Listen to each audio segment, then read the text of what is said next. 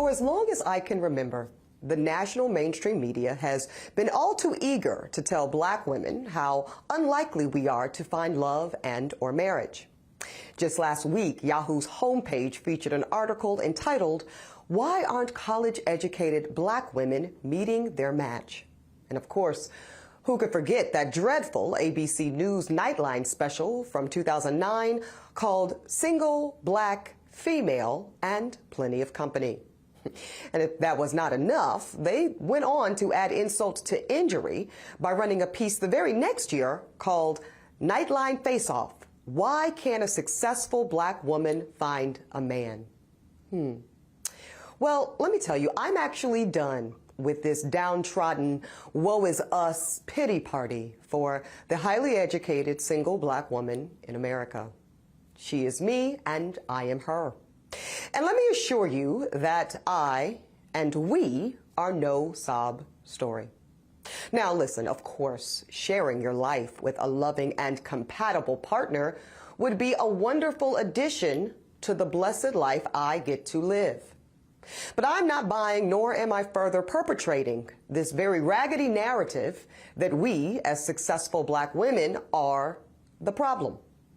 See, the reason that there is a disproportionate number of single black women is simple, and it's twofold. Number one, anti-blackness. See, the bias against deeply melanated skin is both persistent and global. So while, thank God, there are many, many, many, many men that appreciate and even prefer the gift that is dark skin, white supremacy has done its job effectively. And therefore, many of us black women are not getting swiped on, or as the kids say, chose. Number two, dating is a numbers game. Now listen, I don't have to tell y'all the data.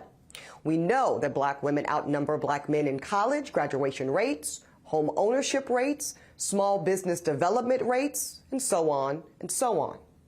So if you are a black woman wanting to partner with a black man of similar credentials and assets, there are simply not enough to go around. And let me make this point. Many black women are looking for and open to partnering with other women and non-black men. And I got to put that out there because that fact is often missing from this scarcity-based narrative of the destitute, single, successful black woman. And speaking of narrative, another raggedy storyline I want to put to bed is the one that says the onus is on us as black women to make ourselves more desirable to the black men we seek, that is the fix to our lonely single life.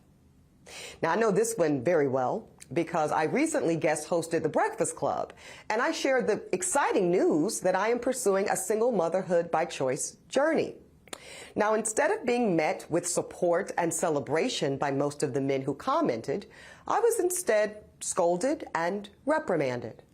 I was told that I represented a very tragic cautionary tale of see what happens when women earn too many degrees, have too many single girlfriends, and the worst of my cardinal sins, make too much money.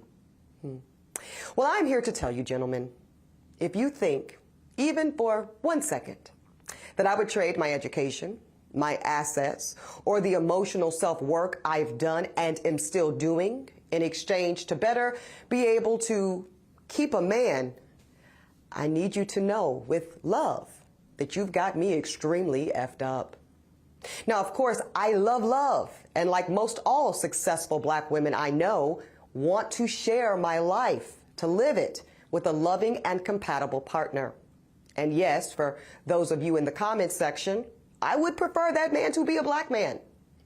But in the meantime, black women will not forego our blessings in other areas of life simply to be chose. And with that, very much love to you and yours, and happy Valentine's Day.